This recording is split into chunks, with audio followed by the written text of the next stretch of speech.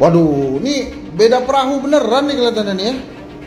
Kaisang join PSI, tapi katanya kalau keluarga inti PDI Perjuangan itu nggak boleh beda-beda partai.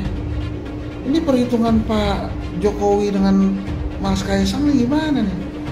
Ini beda perahu beneran nih kelihatannya nih sama Bu Mega nih.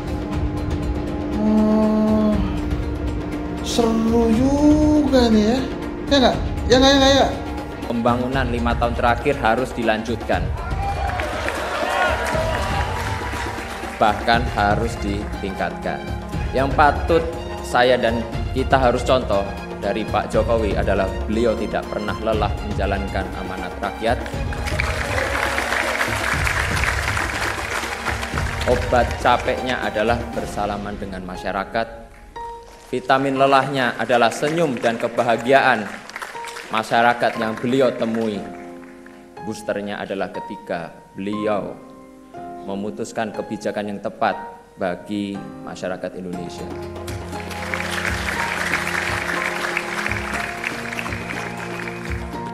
Beliau ini orang yang sangat saya cintai dan saya hormati. Saya ingin mengikuti jejak beliau untuk berpolitik untuk kebaikan. Baru saja saya menerima KTA PSI langsung diserang, dihujat, dihina. Saya sih biasa aja, dosisnya masih rendah lah, dosisnya. Nggak sebanding yang dituduh PKI, antek Cina, anti Islam, plonga-plongo, ijazah palsu. Saya ingin generasi saya terlibat lebih banyak dalam urusan publik. Saya percaya bahwa terjun ke politik adalah salah satu cara yang terbaik bagi anak muda untuk menyelamatkan masa depan. Saya ingin kita anak-anak muda mulai menyalakan lilin, berhenti mengutuk kegelapan, karena politik adalah jalan ninja kita. Prabowo atau Ganjar? Itu cukup, terima kasih. Sebentar, kok Pak Anies nggak disebut? Mas Kaisang ini kan PSI kan selalu mengulangi visinya itu keberlanjutan. Konsep Mas Anies itu kan perubahan. Jadi saya langsung to the point, Mas Ganjar atau Pak Prabowo? Balik lagi, yang penting siapa yang kita dukung itu visi dan misinya sama dengan PSI. Bilang dihalang-halangi, Anies masih sering bikin acara di sana-sini. Bebas pula. Duh, nggak capek apa ngibulin rakyat mulu, Pak? Nah, yang gue pertanyakan nih, Anies itu kampanye di mana-mana sering naik pesawat jet. Nah, pesawat jet biaya sewanya dari mana, Pak? Atau itu pesawat jetnya siapa, Pak? Coba jujur deh. Karena setahu gue nih, itu punya bos Anda, Surya Paloh. Anies bicara soal pendidikan. Padahal waktu dia di Jakarta, dia sendiri nggak mampu buat memberikan bangku sekolah yang cukup waktu mimpin di Jakarta. Artinya, dia nggak mampu memberikan bukti kalau omongan dia itu bisa dilaksanakan. Anies bilang setiap jabatan harus diisi sama orang-orang yang kompeten. Lah, faktanya di Jakarta, beberapa jabatan diisi sama orang-orang dekatnya dia. Nggak kompeten pula. Terus TGUPP, itu yang jumlahnya seabrek-abrek, fungsinya buat apa, Pak? Kok Jakarta makin berantakan sih? Sekali lagi, Anies nggak bisa membuktikan omongannya. Anies bilang dia akan membuka lapangan kerja. Yang dulu janjinya 200.000 lapangan kerja, ternyata cuma omong kosong, alias cuma janji palsu. Soal pembangunan yang berkelanjutan, dia bilang di Jakarta dia udah meneruskan yang udah baik. Lu jangan percaya ya, itu ngibul. Faktanya nggak seperti itu loh. Belum lagi nih, program penanggulangan banjir. Jadi di daerah Jakarta itu ada daerah yang sebelumnya udah bebas banjir. Pas Anies mimpin, kok bisa-bisanya daerah itu banjir lagi? Gimana nggak banjir kalau kalinya udah nggak pernah dikeruk sama dibersihin, Pak? Kalau soal Jakarta, gue bisa bicara banyak deh. Jadi gue saksi bobroknya kepemimpinan Anies di Jakarta. Dan gue bisa pastiin, omongan manisnya Anies soal apa yang dia lakukan waktu mimpin Jakarta itu banyak ngibulnya. Kami ubah aturan itu. Sekarang semua wilayah di Jakarta selama itu usaha rumahan, mereka bisa berusaha di rumahnya. Langsung punya namanya IUMK, izin usaha mikro kecil, langsung punya NPWP, langsung mereka bisa jualan ke pasar-pasar online. Apa yang terjadi? Perhatikan 4 tahun terakhir ini. Tapi bohong. Anies tidak pernah memberi contoh dari gagasan-gagasan yang dia ingin bangun itu. Dia bisa bilang, kita akan A, kita akan B, kita akan bantu ini, kita akan realisasi ini. Kalau justru yang terrealisasi sebaliknya, gimana kita bisa percaya pada janji, dan janji? Pertanyaan kita, kenapa dulu waktu jadi gubernur itu nggak dilakukan? Kenapa harus nunggu jadi presiden? Ya kan? Karena itu bisa dilakukan, itu bisa dijalankan.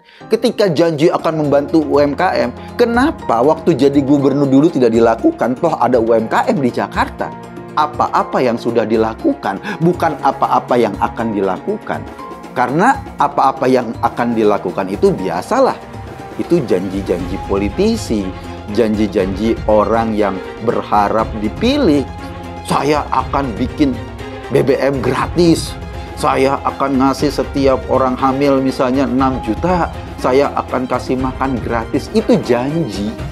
Tapi bukti yang kita butuhkan adalah, oke, kalau Anda menjanjikan A, lalu janji ini ketika Anda pernah menjabat dalam skala yang lebih kecil, gubernur misalnya, Anda sudah realisasi seperti apa?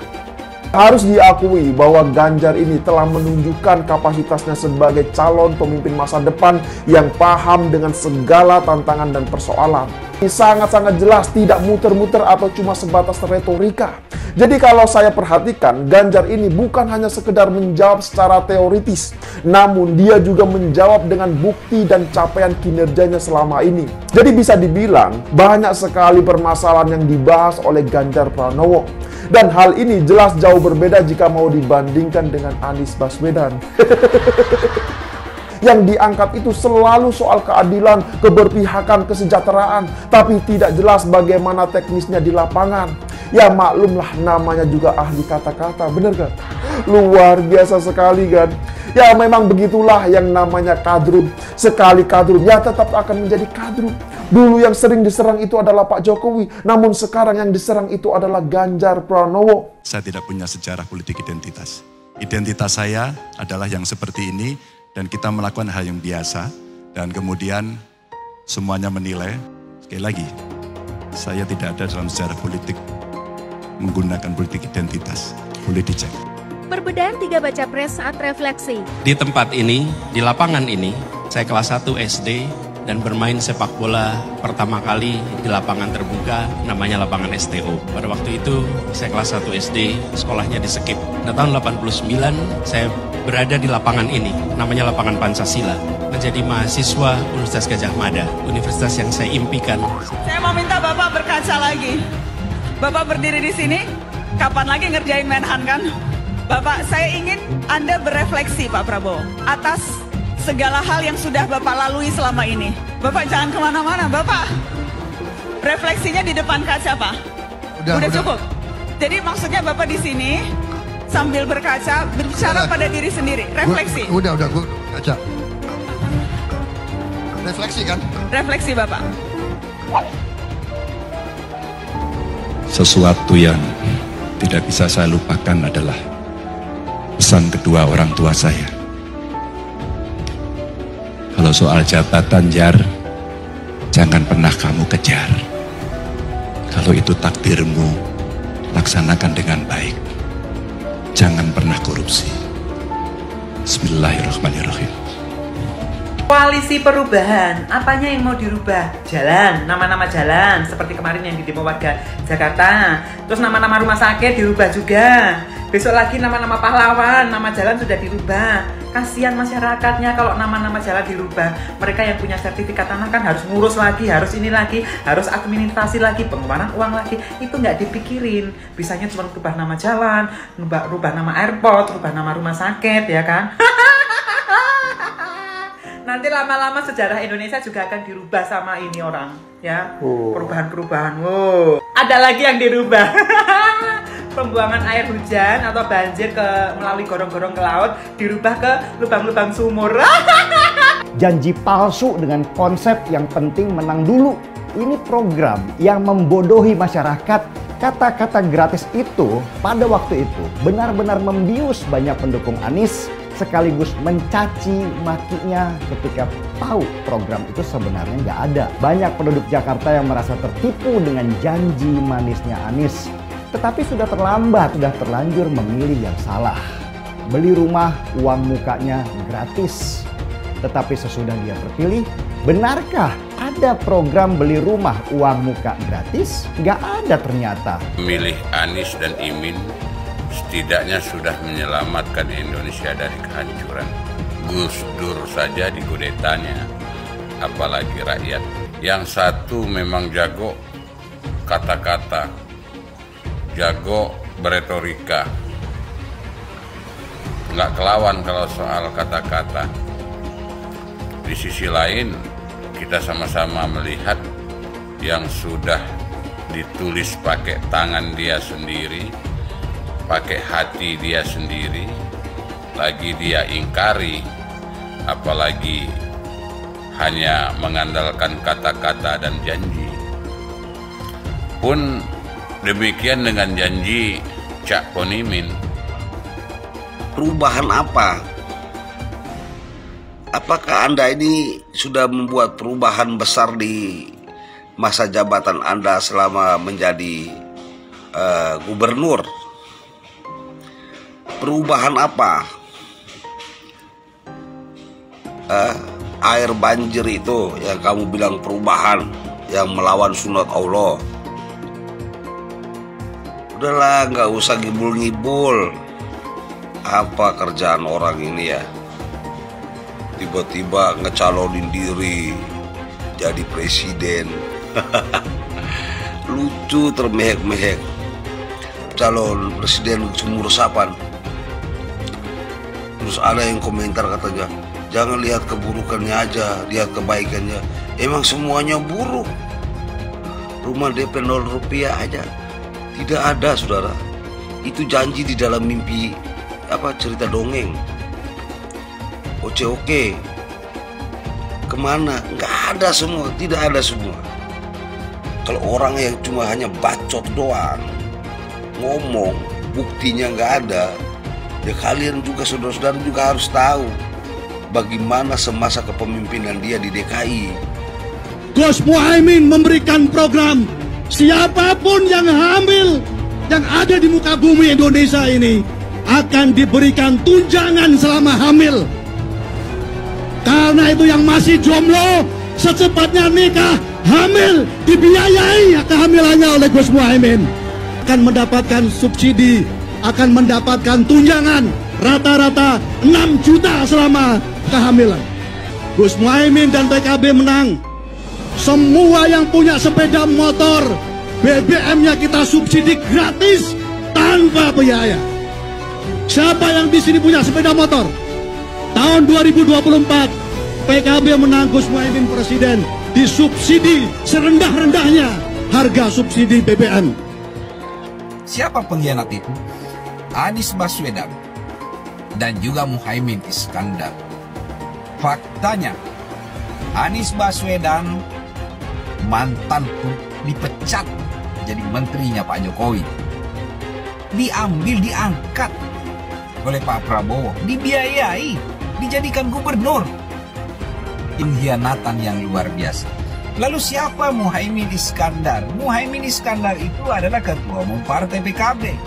Partai PKB adalah partai pendirinya adalah almarhum Gus Dur. Sebelum Gus Dur meninggal dunia, beliau sempat mengatakan bahwa Muhaimin Iskandar telah mengkudeta saya dan telah mengkhianati saya, mengambil partai saya. Bahwa kita sama-sama harus melawan pengkhianatan-pengkhianatan yang dipertontonkan oleh calon pemimpin-pemimpin Republik Indonesia. Kalau PKB sekarang bukan PKB Gus Dur, ini PKB Caimin.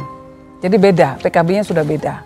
Jadi nggak bisa lagi menurut saya, memang masih tetap jualan nama Gus Dur, itu ada larangannya jelas sekali. Tapi ya namanya orang masih mencuri-curi, kebiasaan kayaknya mencuri-curi. Mencuri partai, sekarang mencuri gambar. Gus Dur pendiri partai, orang yang dikatakan oleh Caimin sebagai guru politiknya, malah dikudeta, apalagi rakyat. Susah kan mau milih pemimpin seperti itu nanti? PKB sekarang, PKB-nya itu yang diambil Muhaimin Iskandar, dicuri. Saya mensyukuri kenapa kalah, kenapa ditahan. Saya bersyukur atas itu semua. Saya coba bayangkan ya, kalau seandainya waktu itu kita menang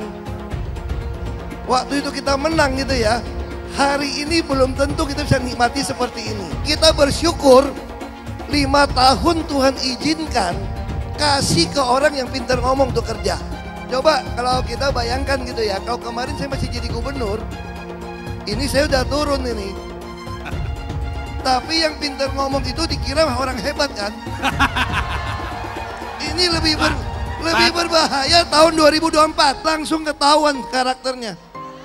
Langsung ketahuan itu. Di saya juga ada kutipan Pak di kamar saya Pak.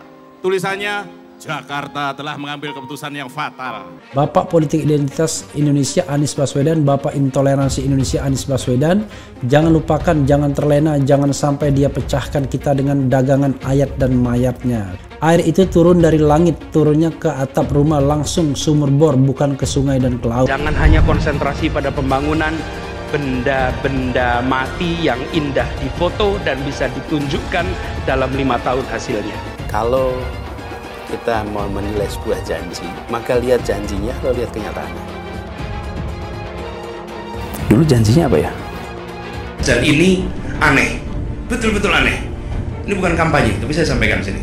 Di satu sisi menyiapkan jalur-jalur air untuk dikirim ke laut, di sisi lain di lautnya dipasang dengan pulau reklamasi, tinggal tunggu waktu jadi rob, air balik. Dan ini melawan sunatullah. Kenapa?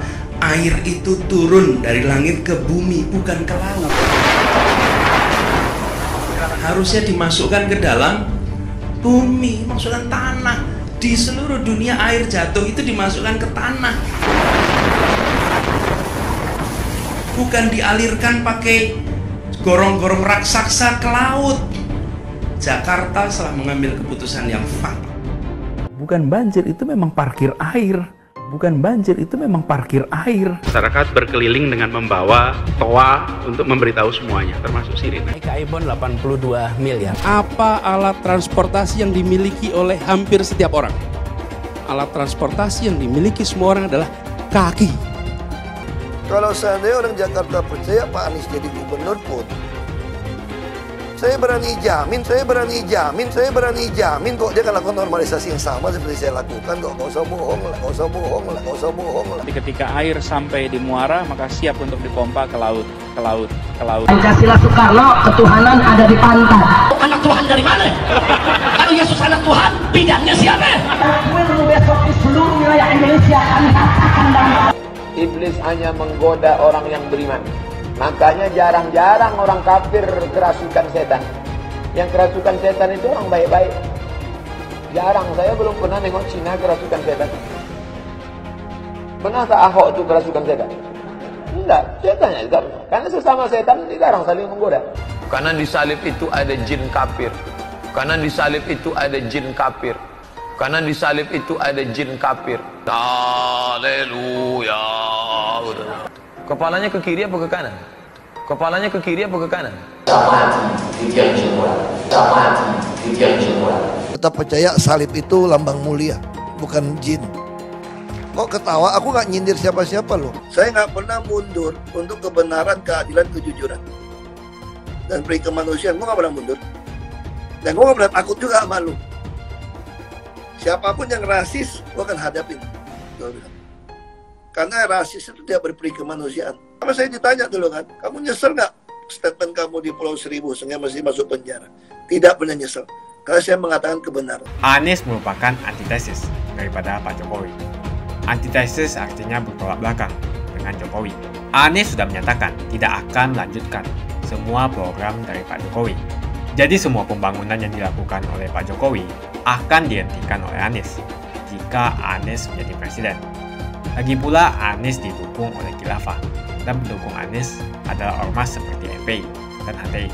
Apa kita mau FPI dan HTI kembali di Indonesia jika Anies memimpin? Anies juga dikenal sebagai bapak politik identitas yang menghalalkan segala cara untuk menggapai kekuasaannya, termasuk menggunakan politik identitas berbasis agama. Lihatlah di kasus Ahok waktu itu. Kita sudah bisa melihat hasil kerja Anies selama 5 tahun di Jakarta. Tidak ada satupun janji yang dipenuhi dan tidak ada kinerja yang bisa dibanggakan. Dari DP 0%, OKOC, kelebihan bayar, Formula E, banjir, sumber resapan, jalan rusak, dan gonta-ganti nama jalan. Lihatlah rekam jejak Anies selama 5 tahun. Bayangkan Indonesia ke depan jika dipimpin oleh Anies. Dan bayangkan jika Anies menang. HTI dan FPI, Ormas Khilafah yang dibubarkan itu akan dikembalikan oleh Anies. Apakah kita mau Pancasila diganti jadi khilafah? Perkataan Ahok sudah terbukti dan Jakarta sudah menjadi korban. Jangan biarkan Indonesia menjadi korban kibulan Anies Baswedan. Umat minoritas, terutama kaum Tionghoa, tidak akan memilih Anies Baswedan. Di forum yang terhormat ini saya ingin menyampaikan, saya jatuh cinta pada PSI.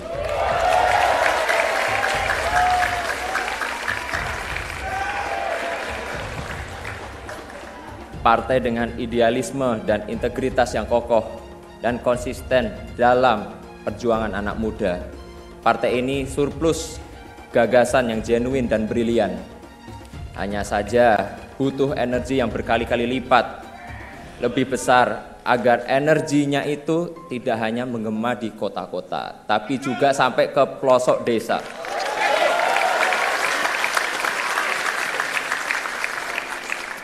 Insya Allah saya siap memimpin konsolidasi PSI ke seluruh Nusantara.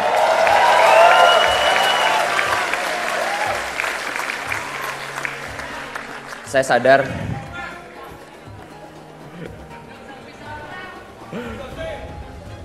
sadar jalan yang saya pilih itu nggak mudah, tapi inilah jalan yang saya pilih.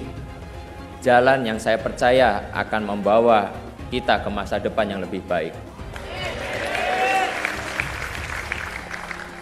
Saya ingin PSI ini berpolitik dengan gembira. Saya ingin kita di PSI ini menjalankan politik move on. Move on dari pesimisme, move on dari cara-cara berpolitik lama, move on dari cara berpolitik yang memecah belah, yang menggemar menebar fitnah dan hoax.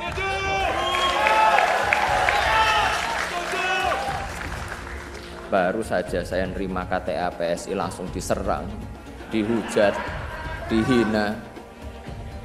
Saya sih biasa aja, dosisnya masih rendah lah, dosisnya.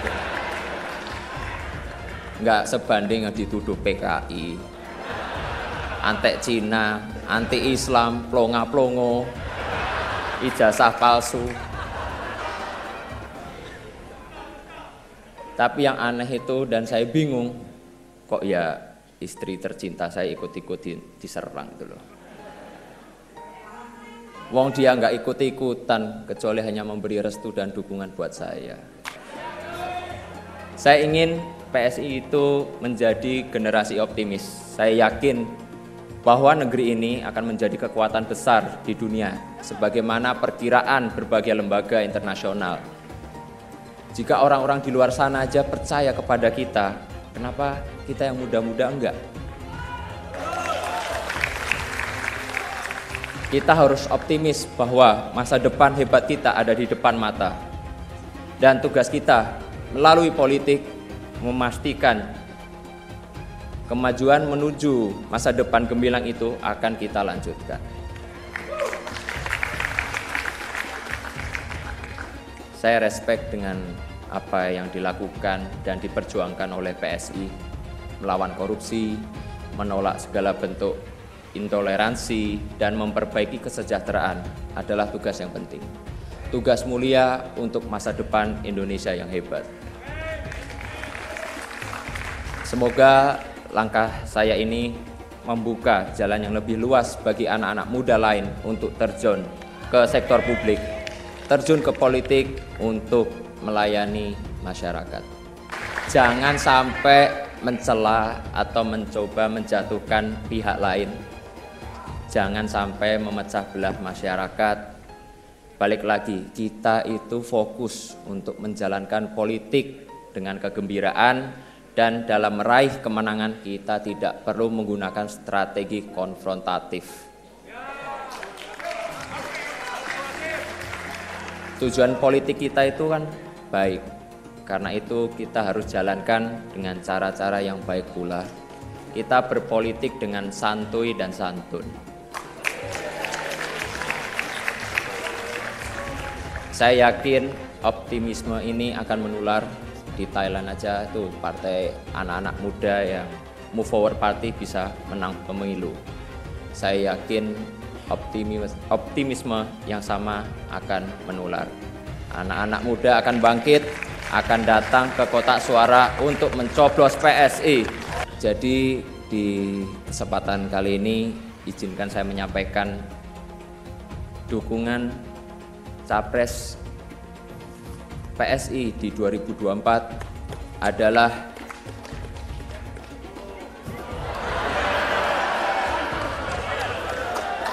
sabar. Kita tuh pelan-pelan dulu, ojo ke susu.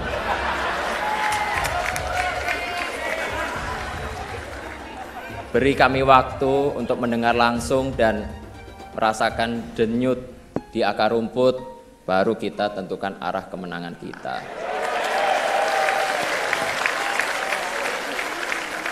Setuju ya? Kurang keras, kurang semangat. Setuju ya? Setuju! Untuk relawan Pak Jokowi, pasti ingatkan dengan pakaian saya ini.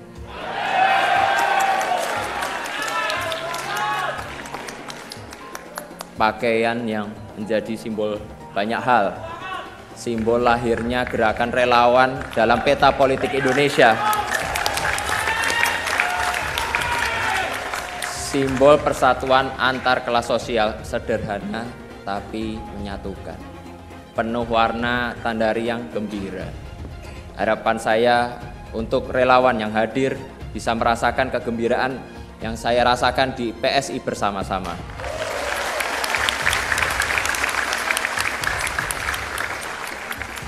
Terakhir, saya mengajak semua kader, pengurus, caleg PSI untuk terus bergerak di tengah rakyat untuk menyambut kemenangan kita di 2024. Apa pemilih PSI? Ceruk elektoral mana yang akan kita sasar? Pemilih PSI itu jelas, yaitu para nasionalis muda dan nasionalis berjiwa muda. Gak apa-apa tua umur sedikit, gak apa-apa, yang penting jiwanya tetap muda. Mereka kaum nasionalis yang bosan dengan praktik korupsi, praktik diskriminasi. Mereka masyarakat Indonesia yang bosan dengan istilah sejahtera yang hanya dalam kata-kata aja. Nah, ini mereka juga ada Jokowers sejati yang percaya pembangunan 5 tahun terakhir harus dilanjutkan, bahkan harus ditingkatkan. Oleh karena itu, dengan kerendahan hati saya minta bantuan, kerjasama dan dukungan para relawan dan pendukung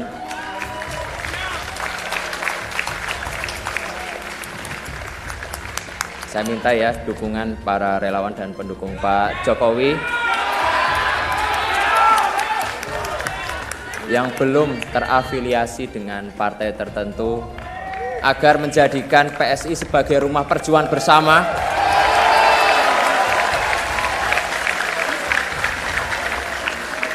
rumah yang ramah bagi para nasionalis muda demi Indonesia maju. Mana solidaritasmu? Aku PSI! Sekali lagi, semuanya harus optimis bahwa PSI bisa masuk Senayan di tahun 2024. PSI! Menang! Pasti menang! Menang pasti menang!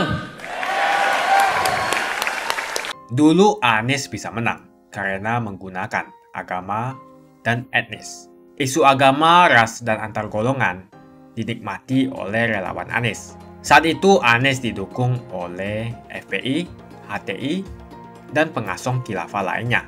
Pada akhirnya Ahok harus kalah, namun kekalahan dia adalah kekalahan yang membuka mata rakyat Indonesia bahwa masih ada orang-orang yang menang dengan cara menggunakan politisasi agama atau politik identitas berbasis agama. Ternyata banyak sekali orang yang dengan mudah terhasut lewat jalan-jalan seperti itu. Relawan Anies terutama dari FPI, HTI, PA212 seperti Bahar Smith dan Rizik Syihab selalu menghujat Cina, etnis Cina. Tapi saat ini negara Cina sudah menjadi nomor 1 di dunia. Saya bangga sebagai Cina. Etnis Tionghoa dicap sebagai pemberontak, sedangkan etnis Arab dianggap sebagai Tuhan atau Tuan dari pribumi. Etnis Arab dipuja-puja dan dianggap sebagai dewa.